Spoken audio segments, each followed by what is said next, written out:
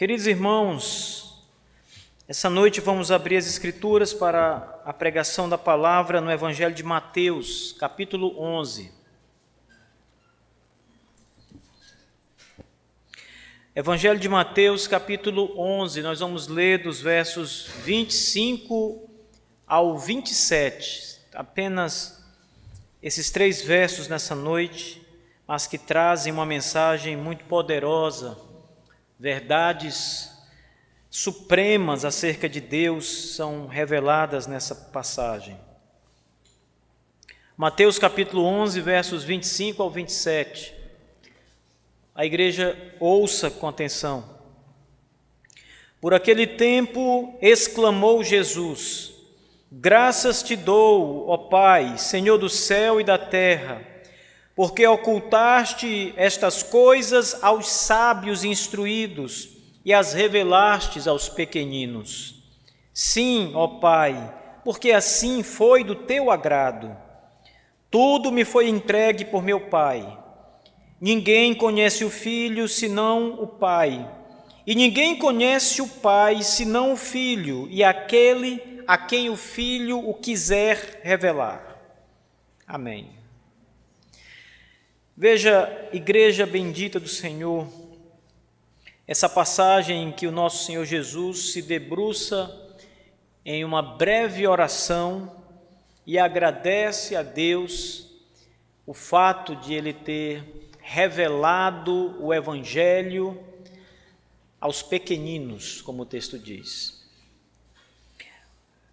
Essa passagem fala muito sobre alguns pontos importantes que percorrem toda a Sagrada Escritura, no Antigo e no Novo Testamento, e que compreender esses pontos é vital para entendermos o Evangelho, especialmente algumas passagens da Escritura que às vezes parecem ininteligíveis, parecem que foram escritas erradas e coisas assim.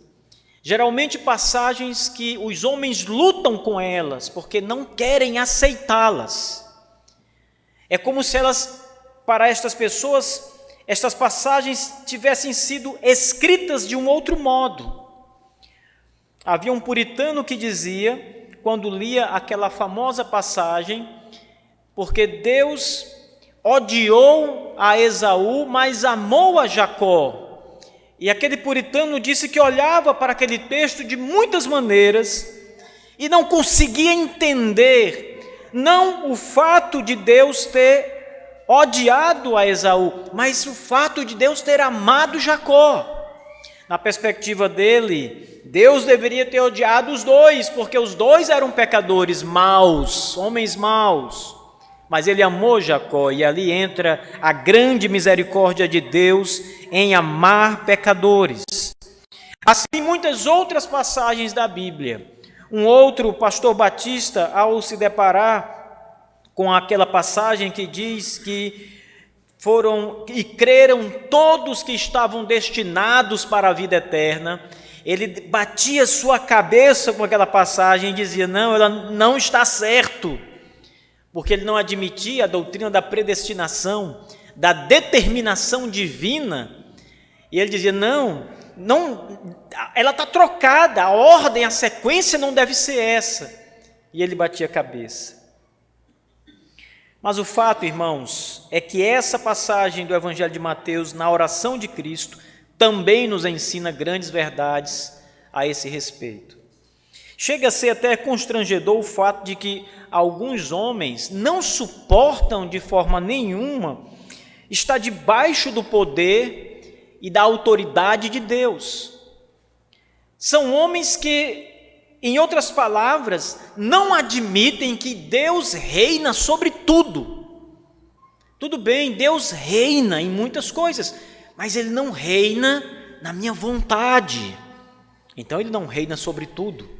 Se você é senhor da sua própria vontade e não Deus, então Deus não reina absolutamente na sua vida. Há um espaço em que Deus não tem domínio e não tem poder e não reina. Isso é totalmente antibíblico. Ele reina sobre tudo.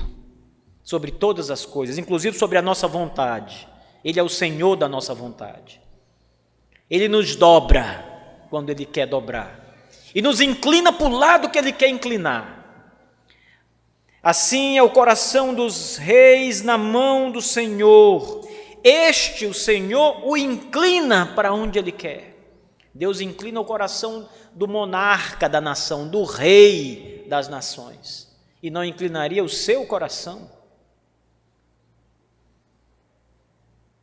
O homem tem buscado autonomia na sua vida, mas essa busca por autonomia tem sido continuamente frustrada, em vão. O homem nunca, jamais será autônomo, meus irmãos.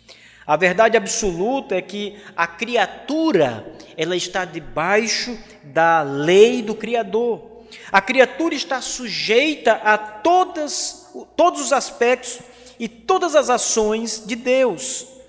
A existência da criatura depende do Criador. A criatura depende do Criador e a criatura precisa do Criador. Não somos autônomos, somos totalmente dependentes de Deus. Para a salvação, a criatura precisa, note bem as palavras, ela precisa ser salva, porque ela não se salva. A criatura não salva a si mesma, ela não conquista um prêmio merecido que é a sua salvação. Ela ganha a salvação, ela recebe de Deus a salvação pelos méritos de Cristo e não os méritos dela. A salvação é dádiva, irmãos, ela é presente de Deus, não é mérito nosso, jamais foi e nunca será. O que Jesus Cristo nos ensina nessa passagem diz respeito à nossa salvação, claro, e também como a soberania de Deus está envolvida na nossa salvação. São duas coisas que precisamos examinar com muita atenção aqui: salvação e como Deus, em sua soberania, opera na salvação. É o que Cristo está aqui falando. O contexto dessa passagem também vai nos ajudar a compreender melhor esse assunto, de maneira que os versos 25 ao 27 são uma espécie de conclusão do contexto anterior, daquilo que Jesus acabou de falar nos versos anteriores.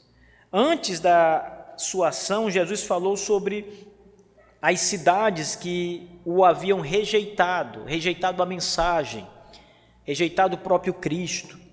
Mesmo estas cidades tendo recebido da parte de Deus muitos sinais, muitos prodígios, receberam revelação de que Jesus era o Salvador por meio dos seus sinais, essas cidades o rejeitaram. Volte, por favor, alguns versos antes, ainda no capítulo 11, o verso 20 ao 24 do capítulo 11, para vocês entenderem bem esse contexto.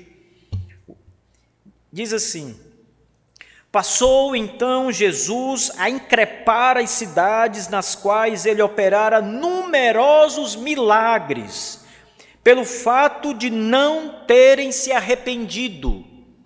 Ai de ti, Corazim! Ai de ti, Betsaida! Porque se em Tiro e Sidom se tivessem operado os milagres que em vós se fizeram, há muito que elas se teriam arrependido com pano de saco e cinzas. E contudo vos digo, no dia do juízo haverá menos rigor para Tiro e Sidom do que para vós outras. Tu, Cafarnaum, elevar-te-ás porventura até o céu, descerás até o inferno. Porque se em Sodoma se tivessem operados os milagres que em ti se fizeram, teriam permanecido até o dia de hoje. Digo-vos, porém, que menos rigor haverá no dia do juízo para a terra de Sodoma do que para contigo.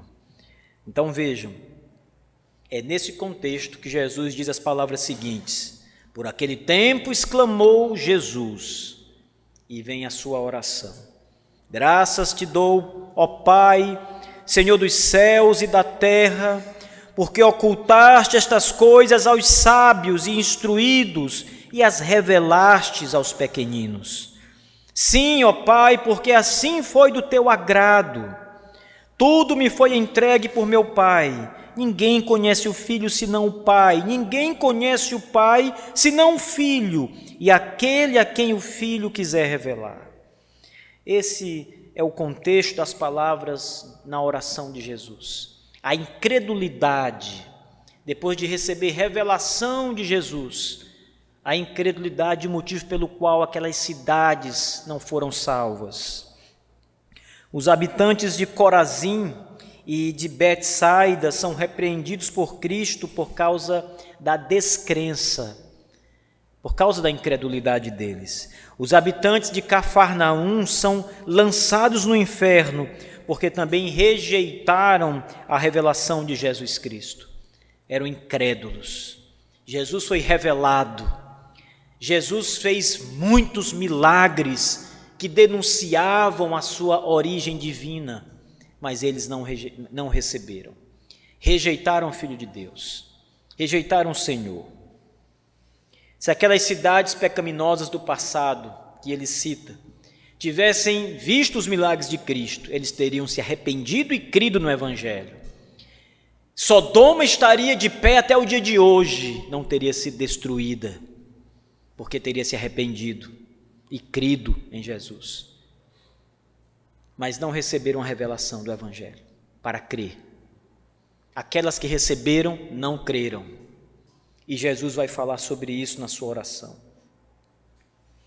Jesus contrasta as cidades nas quais ele se revelou, nas quais ele pregou o Evangelho e fez muitos sinais e prodígios. Ele compara com as cidades de Tiro, Sidom e Sodoma, como vimos, que nunca tinham ouvido o Evangelho da graça. E Cristo fala às cidades que receberam essa revelação e não creram nela, aquelas que nunca lhes foi permitido receber a revelação, todas foram condenadas nessa história. Tanto as que receberam a revelação foram condenadas, quanto as que não receberam também foram condenadas. Mas o Senhor Jesus mostra que as cidades que receberam a revelação do Evangelho e recusaram, têm maior culpa, porque receberam maior graça. E por isso, por recusarem ainda assim, receberão maior juízo no último dia. Haverá mais açoites. Ele usa essa expressão para mostrar que o castigo delas será maior do que o de outros, que também estarão no inferno condenadas. Irmãos, perceba como é importante observar estas palavras do nosso Senhor Jesus Cristo. Aqui ele está falando de 4 temas que estão intimamente relacionados. Ele fala sobre, primeiro, a soberania divina. Vocês vão entender isso. Ele fala também sobre a revelação e fala sobre a condenação e sobre a salvação. São os 4 temas que permeiam essa passagem. E a oração de Jesus, nos versos 25 e 27, é uma conclusão explicativa desses 4 temas. Essa passagem que nós estamos analisando, do verso 25 ao 27. Jesus conclui explicando estes temas que estão aqui nessa passagem. Agora, note as palavras de Cristo nessa oração, que começa no verso 25. Quando ele diz: Pai, graças te dou, ó Pai. Observe as palavras do Senhor. Graças te dou, ó Pai. Ele usa, no começo da sua oração, uma expressão que geralmente traz a forma de gratidão. É uma forma de agradecimento. Quando ele diz graças te dou, ele está, sobretudo, agradecendo a Deus pela graça de Deus revelada, pela bondade de Deus. Sempre que a expressão graças te dou, ela é aplicada nas Escrituras Sagradas, ela vem acompanhada da ideia de agradecimento por parte daquele que traz estas palavras. Essa palavra também, ela traz um outro sentido, que é aquele que a pessoa recebe graça. Alguém que foi agraciado por Deus e agora adora a Deus pela graça que lhe foi dada, né, pela bondade que foi derramada ali na sua vida. E aqui, meus irmãos, de uma forma bem geral, todos nós deveríamos dizer em nossas orações: graças te dou. Porque o mundo inteiro, de uma forma ou de outra, é agraciado por Deus. O Senhor é bom para com todos, para com os seus filhos crentes e para com os descrentes também. Ele derrama a sua graça também aos ímpios e pecadores que se voltam em rebeldia contra Ele. O Senhor não traz apenas juízo, Ele é longânimo. E enquanto seu juízo não vem, Ele derrama graça aos pecadores. As palavras seguintes de Cristo começam a entrar nesse tema. Veja como ele se dirige a Deus: Senhor do céu e da terra.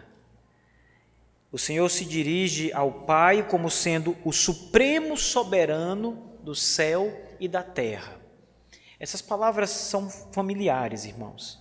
A expressão céu e terra tem um significado muito abrangente nas Escrituras Sagradas. Ela diz mais do que o céu que está sobre a nossa cabeça, mais do que a terra que nós pisamos, do que o planeta que nós vivemos. Céus e terra na Escritura tem um sentido muito maior. Significa o universo inteiro, a criação, o cosmos como um todo. É uma palavra abrangente. Todas as coisas criadas. Quando Jesus, na sua oração, diz: Senhor dos céus e da terra, Ele está dizendo que Deus é o soberano do universo, é o Senhor do universo, é o Senhor de toda a criação. Essa expressão aparece também no livro hebraico de Gênesis.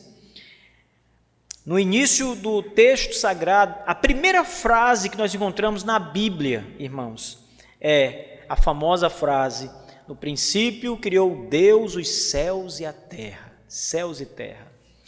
Gênesis retrata Jesus nessa frase inicial como Deus que criou o universo, os céus e a terra, o cosmo, a criação inteira, o que inclui absolutamente todas as criaturas.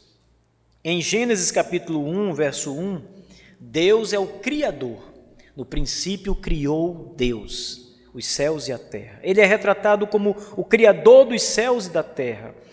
Aqui no Evangelho de Mateus, o Senhor Jesus chama o seu Pai de Senhor dos céus e da terra. Ele não só é o Criador dos céus e da terra, mas agora vemos que Ele é o Senhor do céu e da terra. E o título Senhor também fala muito. O título Senhor dá direito à divindade, dá poder, dá governo à divindade. A criação lhe obedece. Ele é o Criador e é o Senhor de toda a criação.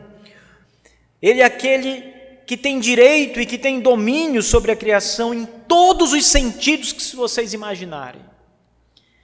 Não há um único sentido em que Deus não seja o Senhor absoluto de tudo que existe, de tudo que Ele criou, e só existe o que Deus criou.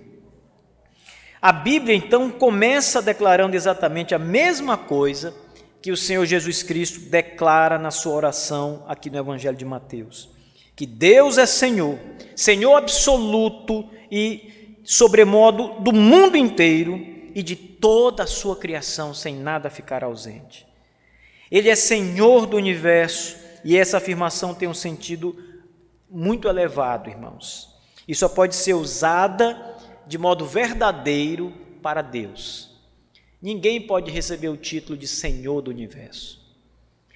Nenhuma criatura pode receber o título de Senhor dos céus e da terra, para usar as palavras de Cristo. Por mais que os homens se elevem e tenham algum tipo de domínio, alguma esfera em que os homens tenham algum controle, alguma esfera em que eles podem ser, em algum sentido, Senhor, Eles nunca podem ser senhor do universo. Nenhum homem tem tanto domínio assim, irmãos. As pessoas às vezes olham para os grandes países que têm uma estrutura militar muito poderosa, como os Estados Unidos, e dizem assim: olha, os Estados Unidos mandam no mundo todo, porque eles têm poder, eles têm força para exercer o seu domínio, o seu poder no mundo inteiro. Nenhum homem tem esse domínio, só Deus tem o domínio. E o domínio de Deus ele não está limitado apenas ao mundo em que nós vivemos. É nos céus e na terra, é no universo, no cosmos inteiro. É muito importante a maneira como Jesus Cristo começa a sua oração dizendo essas palavras, para entendermos o que vem logo depois. Entender que ele tem domínio absoluto, domínio sobre tudo, sobre toda a criação. O termo Senhor também denota a dimensão do poder e da autoridade de Deus sobre a criação. Toda a criação serve a Deus como súdito do seu reino. Por isso, quando Deus dá uma ordem à criação, a criação obedece. Se Deus diz, haja luz, a luz aparece. Se Ele diz, fazei separação entre as águas, há separação entre as águas. As águas encontram divisas pela ordem de Deus. Se Ele diz, produza a terra produz em abundância. Se Ele diz, encha-se os mares de vida, os mares se enchem de vida. Ele é o Senhor dos céus e da terra, irmãos. Então a abrangência do domínio de Deus é absoluta. Toda a criação lhe obedece. Toda a criação escuta os comandos de Deus e faz o que Deus ordena. Não há nada, irmãos, nada que não obedeça à voz de Deus. O vento lhe obedece, diz a Bíblia. Os animais inferiores lhe obedecem. Tudo obedece a Deus. A peste, que é a doença, obedece a Deus. Ele manda peste às nações, infecção às nações, e as nações caem doentes. É um domínio total, absoluto, completo. Verdadeiramente, como disse Jesus, Deus é o Senhor dos céus e da terra, porque eles lhe obedecem à sua voz. Ele é o Senhor soberano. Ele é o Senhor que reina sozinho. Não há ninguém que ocupe o seu trono. Não há ninguém que reine com ele. Ele domina só. Nunca pode ser ameaçado. O seu reino nunca está, de algum modo, sob ameaça, ao ponto de cair, e nem a criação ao ponto de se rebelar e obter sucesso com isso. Ele reina, irmãos, absoluto e sozinho. Isso é bem diferente do que acontece, por exemplo, no mundo grego, na mitologia grega, onde os deuses dominavam sobre algum aspecto da natureza. Zeus era o deus do céu. Na mitologia, Zeus é o Deus que comanda os céus. Ele é o que lança raios na terra. Por isso, ele é retratado na mitologia segurando um raio na mão, um relâmpago. No livro A Ilíada de Homero, há um episódio interessante em que o Aquiles é traído ali pelo rei Agamenon, e ele então vai chorar, triste, e a mãe dele, que é uma deusa, sai do mar, na névoa, e então vai ouvir o filho, e ela diz, eu vou pedir a Zeus que vingue você, e que destrua os barcos, as naus de Agamenon. E ela fala com Zeus na história, ela vai até Zeus e disse para Zeus destruir tudo. E Zeus então começa a lançar raios do céu, e os raios começam a destruir os navios, uma tempestade toda. Mas Zeus tinha o poder sobre os céus. Poseidon é que tinha o poder sobre os mares e sobre os rios, sobre as águas de um modo geral. Ele então tinha o seu limite de poder. Hades era o deus do submundo, né, do mundo inferior, o inferno.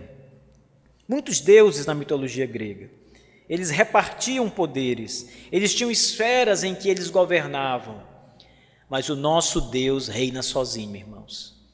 Ele é o Deus dos céus e da terra, e dos mares e dos ventos, de tudo.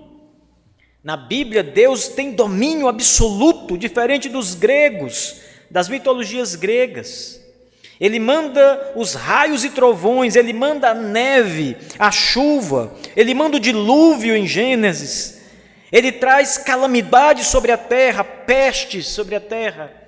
Ele não precisa de deuses menores lhe auxiliando. Assim, esse clássico da literatura grega nos ensina algo sobre Deus, que todos os deuses não se comparam ao Deus único e verdadeiro que existe, ao Senhor, ao nosso Deus, que reina sobre os céus e a terra.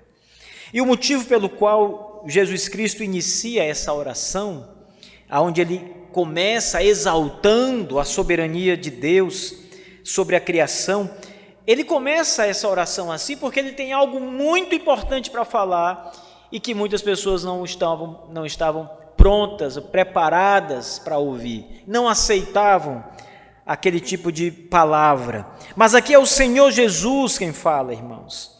Ele traz uma palavra importante. Ele está afirmando o direito divino de Deus de revelar o mistério do Evangelho a quem Ele quer. Ele revela o mistério do Evangelho a quem Ele quer. Jesus está dizendo tudo isso. Ele é o Senhor dos céus e da terra, para mostrar que Ele tem domínio absoluto sobre tudo, e governa tudo, e faz o que quer com a sua criação. Portanto, Ele revela os seus mistérios para quem Ele quer. Ele não é obrigado a revelar o seu Evangelho a todo mundo. E nem a uma só pessoa ele é obrigado a revelar o seu Evangelho. Ele o revela a quem ele quer revelar. É o que Cristo está ensinando nessa passagem. Jesus diz, ainda nessa oração: graças te dou, ó Pai, Senhor dos céus e da terra, porque ocultastes estas coisas aos sábios instruídos e as revelastes aos pequeninos. Veja, ocultaste estas coisas aos sábios instruídos e revelaste aos pequeninos. Primeiro, irmãos, note, analise a expressão que Jesus usa, estas coisas, ocultastes estas coisas. Estas coisas claramente é uma referência ao Evangelho. Estas coisas é o Evangelho da graça de Deus, Cristo Jesus, para ser mais claro, para ser mais restrito. Ocultastes Cristo. Cristo é o Evangelho. É a própria revelação de Jesus Cristo como Salvador, o caso aqui em que Jesus está dizendo. Estas coisas é o mistério do Evangelho de Jesus Cristo. No sentido geral, toda a revelação inspirada do Antigo e do Novo Testamento, de Gênesis ao profeta Malaquias, de Mateus ao livro de Apocalipse, é uma revelação divina, a quem Deus dá a quem quer. Muitos povos não tiveram o privilégio de ter a Bíblia em sua mão, até muito tempo. Veja, Sodoma e Gomorra nunca ouviu o Evangelho. Nunca ouviram a mensagem da salvação. Nunca, jamais chegou até lá. Muitos povos primitivos, mesmo recentes, nunca ouviram o Evangelho. Existem tribos indígenas que até hoje nunca ouviram o Evangelho. Nunca, jamais. Por quê? Porque Deus ocultou até agora o Evangelho deles. Não há outra razão para pensarmos diferente.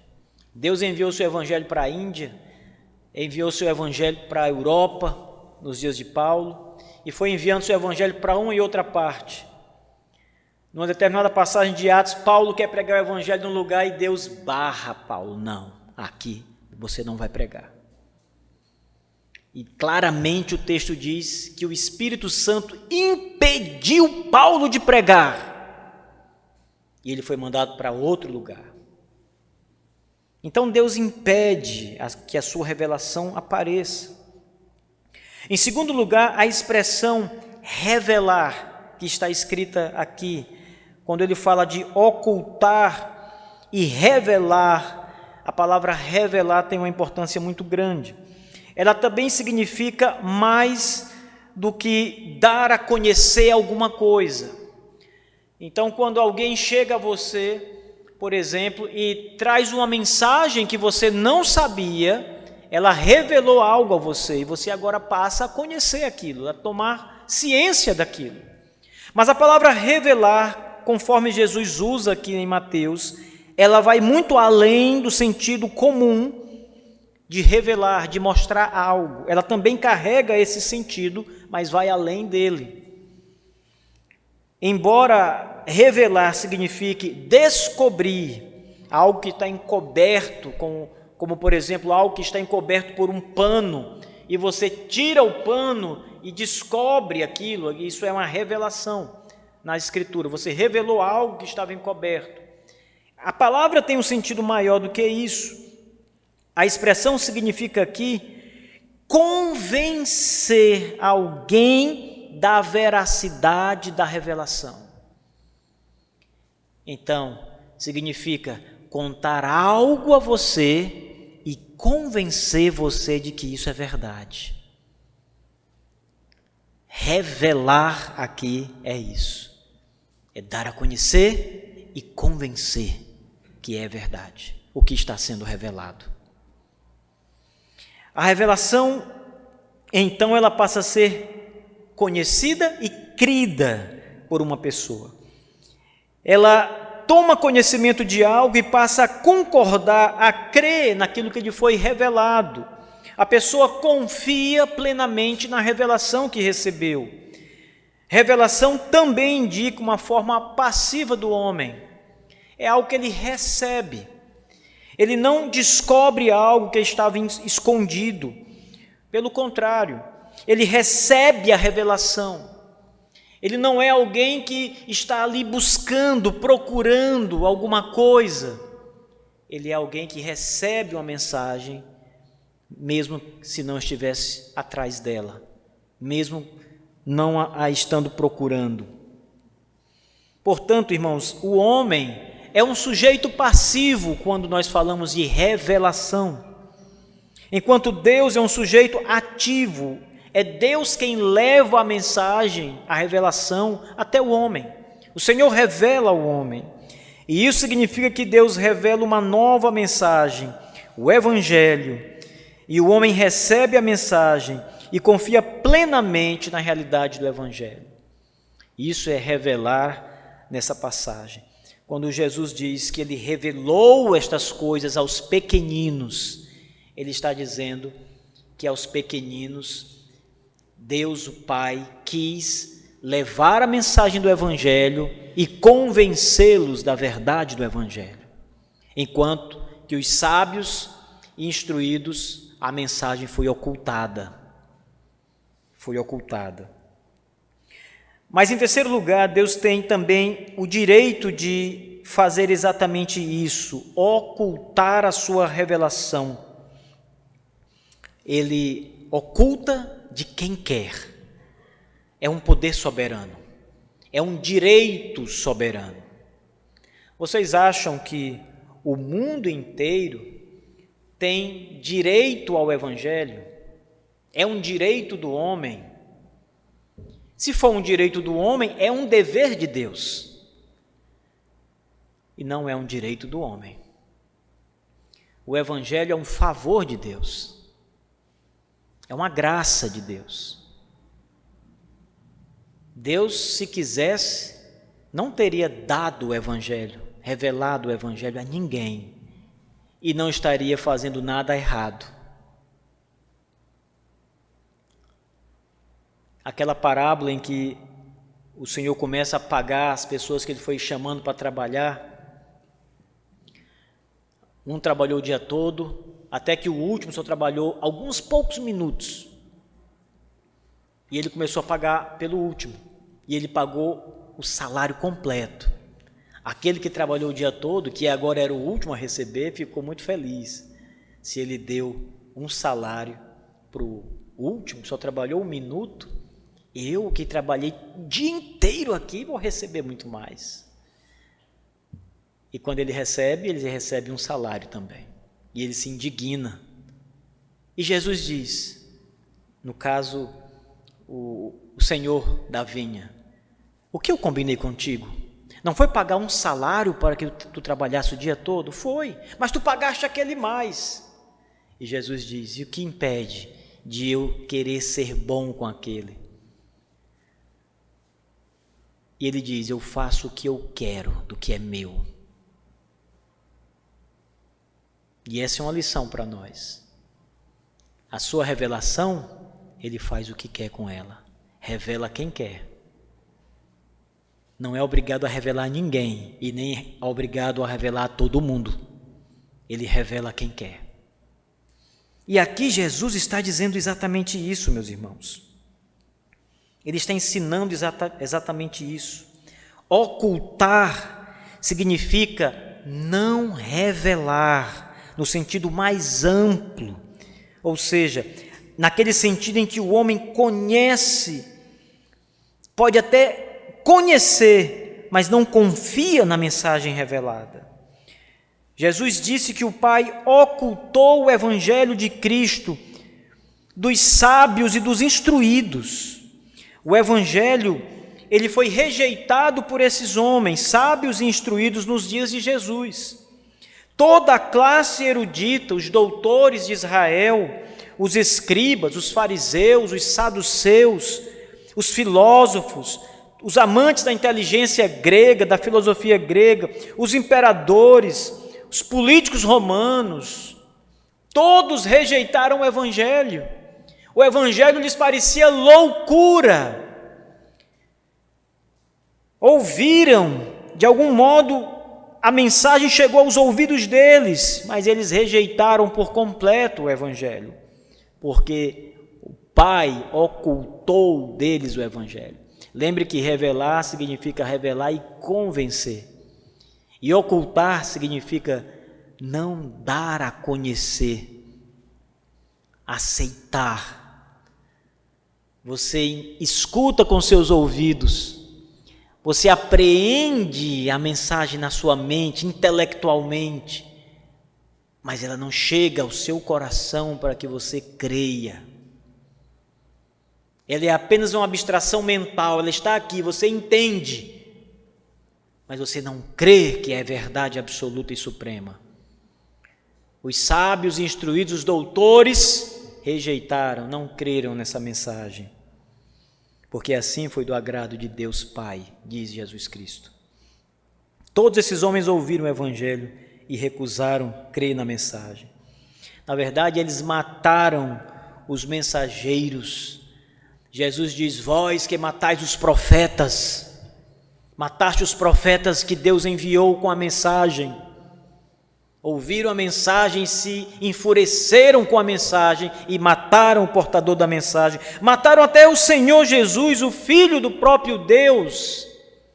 Não pouparam o Cristo Salvador.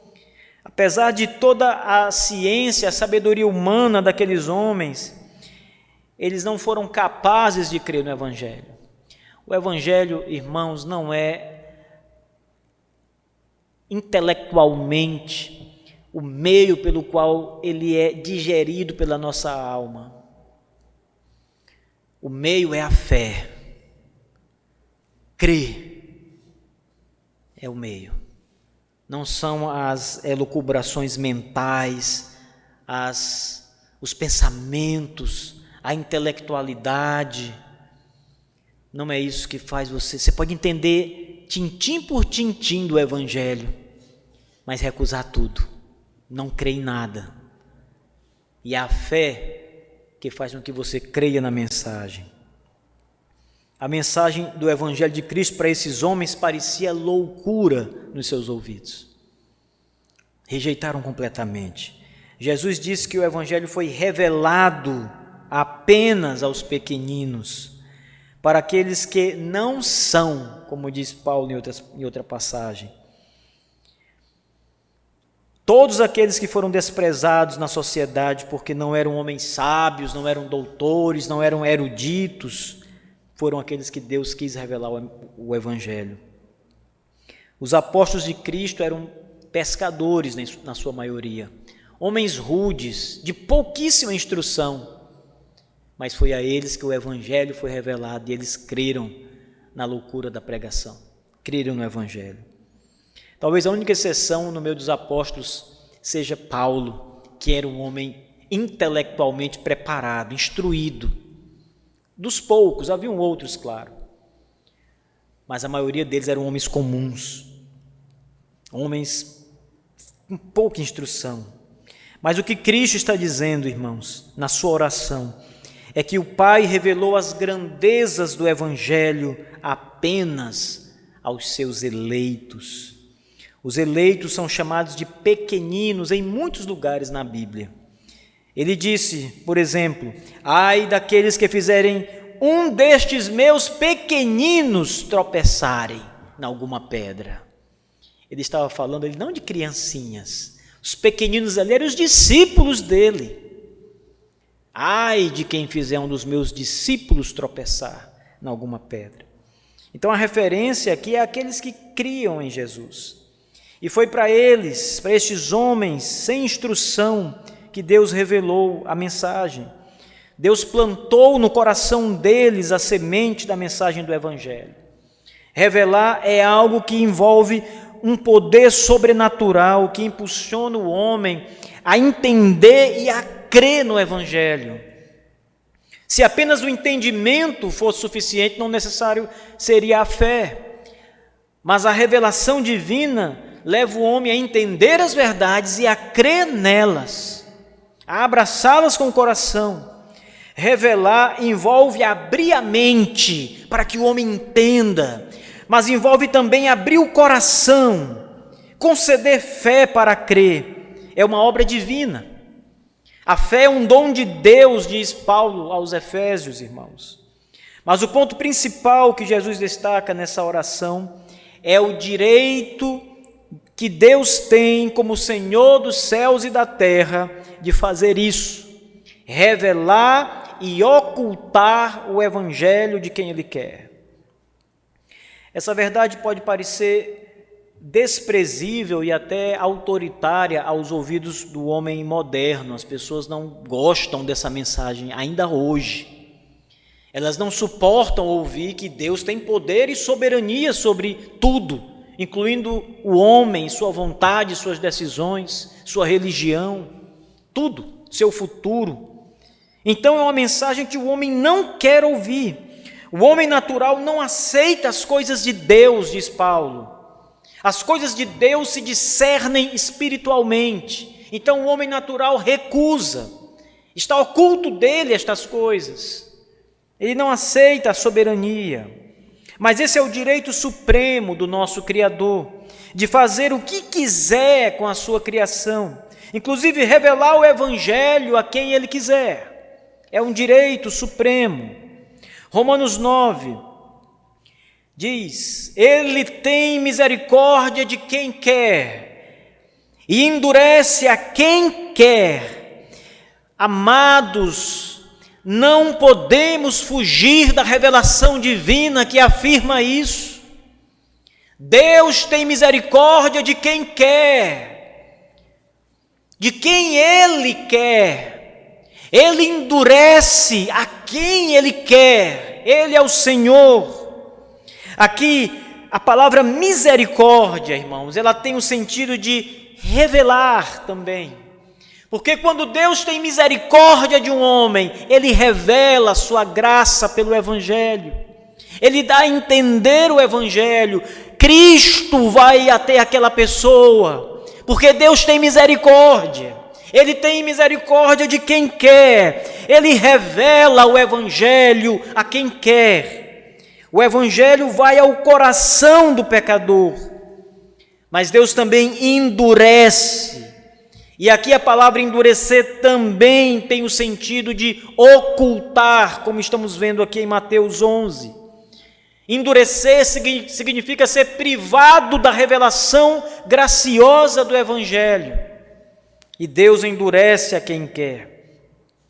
Ele oculta, irmãos, o evangelho. E isso implica, dentre outras coisas, que alguns homens terão acesso à revelação, ao evangelho, mas rejeitarão o evangelho. Continuarão obstinados em seus pecados, rejeitando Cristo, dia após dia. Ouvirão a mensagem. O evangelho será proclamado para eles. Serão chamados a se arrependerem dos seus pecados. Vocês conhecem muitos homens, muitas mulheres assim. E dia a dia vão rejeitar, porque o evangelho, aquele evangelho que não apenas leva a mensagem, mas aquele que convence, está oculto desses homens. Aprove a Deus na sua soberania não derramar a sua graça sobre alguns. Isso também tem envolvido muitas críticas atualmente. E Deus passa a ser acusado pelos pecadores de ser injusto. Deus é injusto com aqueles a quem Ele decide ocultar o evangelho. Mas o fato, irmãos, é que Ele é o Senhor do céu e da terra. Lembre, Jesus começa a sua oração dizendo isso, antes de dizer estas coisas aqui. Jesus começa nos lembrando que Ele tem o direito do Criador de fazer o que quiser. E como Criador dos céus e da terra, e Senhor dos céus e da terra, Ele é o Senhor da criação e é o Senhor do Evangelho, do seu santo Evangelho. Ele é o Senhor de todos os homens que Ele criou. Além disso, Ele não deve nada a ninguém. Ele não deve nem a sua misericórdia e nem a sua salvação. Paulo assegura que Deus se compadece de quem Ele quer. Terei misericórdia de quem eu quiser ter misericórdia. Que palavra difícil para alguns irmãos. Reconhecer o domínio absoluto que Deus tem. Mas é a verdade. Deus tem misericórdia de quem Ele quer ter misericórdia. Não é merecimento nosso, nunca foi, jamais será. Não é nenhum mérito que move Deus, nenhum mérito de nossa parte, que move Deus a ter misericórdia de cada um de nós. É a graça, é tão somente a graça e o querer divino, a vontade dele de ter misericórdia de alguém. Deus usa a sua misericórdia, irmãos. A Bíblia também diz que não depende de quem quer e nem de quem corre, mas de Deus usar a sua misericórdia. É disto que depende a salvação do pecador. Não do que ele faz, não de quem quer, não de quem corre atrás, mas de Deus usar a sua misericórdia. No final das contas, isso é o que importa. Que Deus tenha misericórdia e revele o evangelho que para muitos ainda está oculto. Revele ao homem para que ele creia. Por que Deus não revela o evangelho a todas as pessoas igualmente? Jesus diz a resposta. Ele diz: porque é do agrado do Pai que Ele oculte de uns e revele a outros. É do agrado do Pai. Mais uma vez, olhem para o texto. Ele diz: ocultaste estas coisas aos sábios instruídos e as revelastes aos pequeninos. Sim, ó Pai, porque assim foi do teu agrado. Assim, o soberano Criador se agradou fazer: revelar, salvar e ocultar e deixar perecer.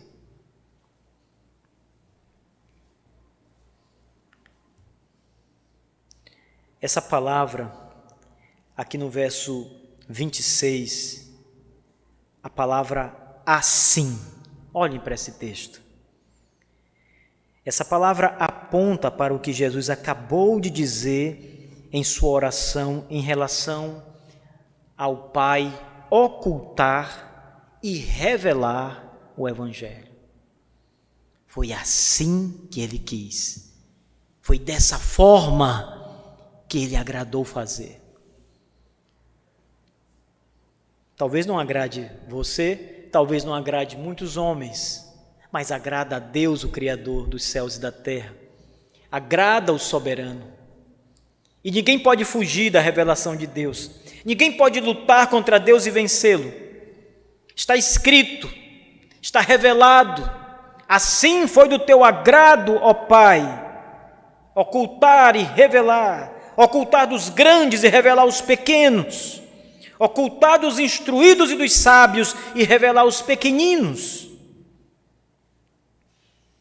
Depois que Jesus orou, o Senhor conclui as suas palavras, depois da oração, dizendo que conhecer a Deus depende de conhecer o Filho. Aqui no verso 27, tudo me foi entregue por meu Pai, ninguém conhece o Filho senão o Pai, e ninguém conhece o Pai senão o Filho, e aquele a quem o Filho quiser revelar. A quem o Filho quiser revelar.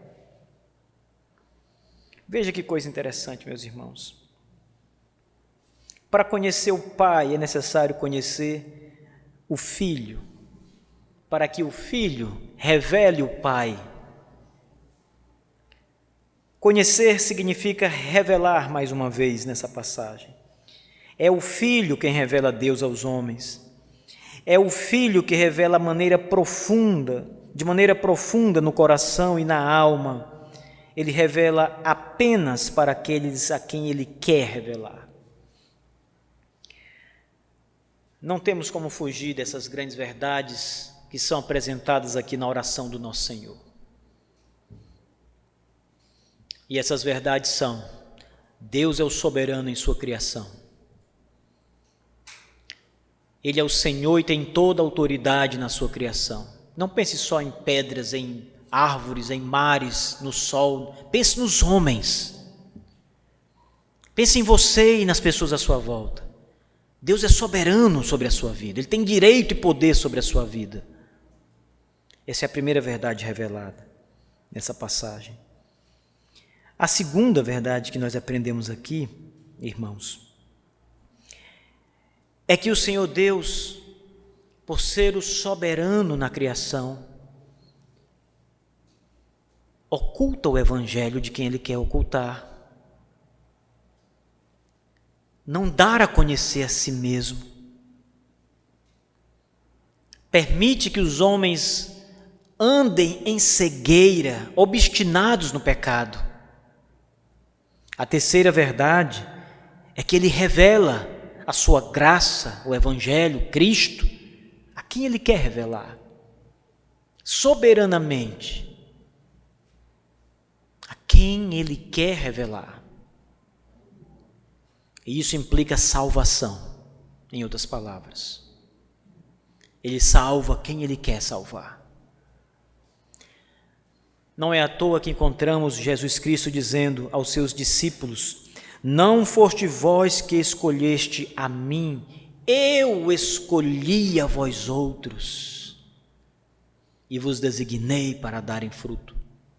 Eu vos escolhi. Essa é a grande verdade por trás das palavras de Cristo, ao qual nós devemos aceitar, nos curvar diante delas. E mais do que isso, irmãos, você precisa agradecer a Deus, louvar a Jesus Cristo, ao Pai, ao Espírito Santo, por ter sido alvo do amor gracioso de Deus, que revelou o evangelho da salvação para você. Você só crê em Jesus e só é salvo porque o evangelho lhe foi revelado. Porque agradou ao Pai revelar a você o evangelho. Não encha o seu peito e olhe para você mesmo com orgulho, tentando achar a razão em si mesmo disso. Não há nenhuma razão em você, você é imundo e pecador. Foi assim que Deus viu você. Foi graça, foi querer divino, foi Ele pegar um trapo imundo e dizer: eu vou lavá-lo e fazê-lo novo, eu vou purificá-lo com o sangue de meu filho, vou torná-lo puro, limpo e desejoso. Não há nada em você, irmão. Tudo está nele, em Cristo Jesus. Em segundo lugar, essas verdades devem nos impulsionar ainda mais a entender como funciona a evangelização e as missões. Elas dependem totalmente de Deus, totalmente do Senhor. Depende de Deus revelar o evangelho às pessoas que serão, em cuja semente do evangelho será lançada. Os missionários saem pelo mundo afora, os evangelistas também saem nas cidades, nas vielas, pregando a palavra.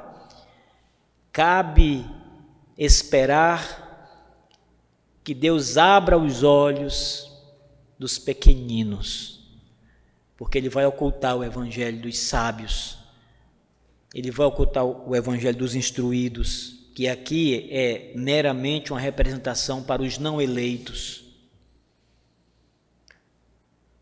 Todas as missões dependem de Deus e não do missionário. Toda a evangelização depende de Deus e não do evangelista. Se ele não puder ir, Deus envia outro. Mas depende de Deus em última instância. Deus abrir o coração, a mente, Deus revelar o evangelho da graça de Deus. E ainda, irmãos, isso também serve para nos ensinar que nenhum tipo de frustração deve recair sobre nós quando aqueles que ouvem o evangelho de nossa parte recusarem. A falha não é sua e nem de Deus. Você só precisa entender que Deus só vai abrir os olhos de quem Ele quer e que você não sabe quem são, por isso tem que pregar para todos. Mas não se frustre quando sua missão não tiver frutos, quando o seu cesto estiver vazio. Não se frustre, irmãos. Deus está cumprindo sua palavra. Pode ser que na outra vez que você for, você volte com os cestos cheios. Deus abriu o coração de muitos. Deus abriu o coração de Lídia, diz o texto, para que ela entendesse as coisas que Paulo dizia.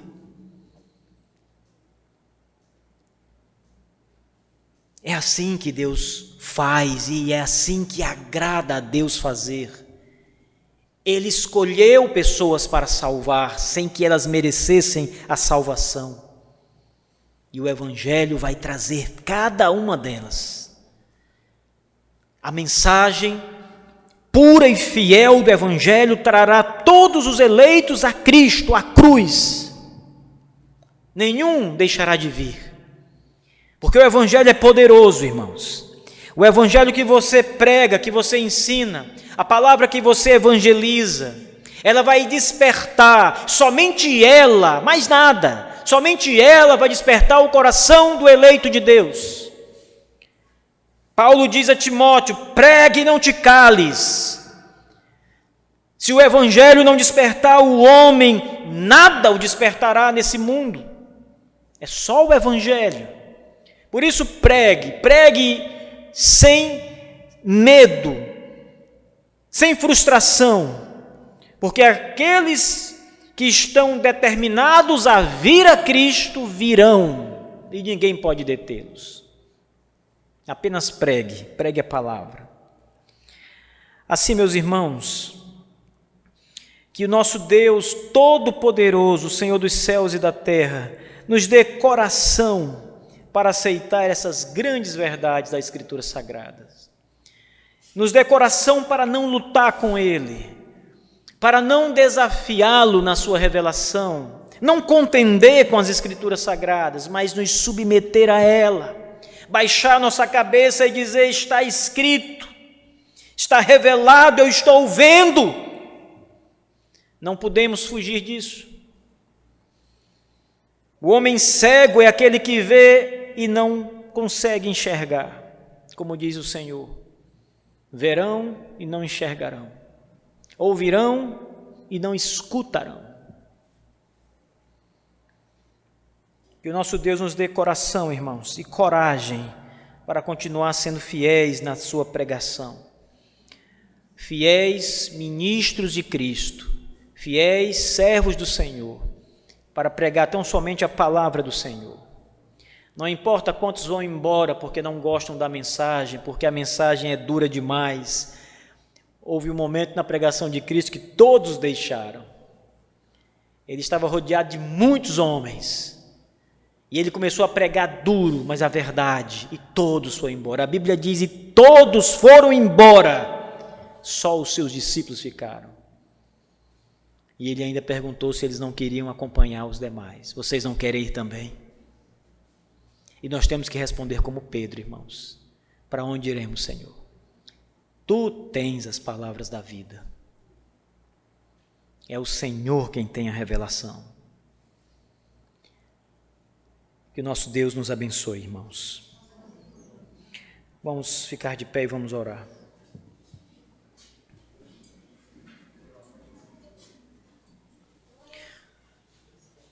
Senhor nosso Deus Todo-Poderoso, Deus dos céus e da terra, Deus que reina sobre tudo que existe. Senhor, nós nos curvamos diante de Ti, Pai. Reconhecemos o poder que o Senhor tem, soberano e absoluto sobre nós. E agradecemos por isso, Senhor.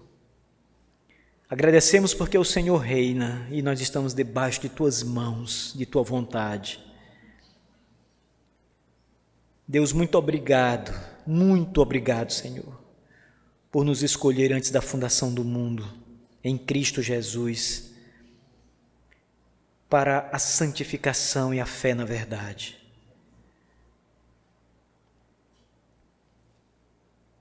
Como Paulo disse, Senhor Deus, nós repetimos igualmente que somos os mais vis pecadores na face da terra, Senhor. Eu mesmo sou um.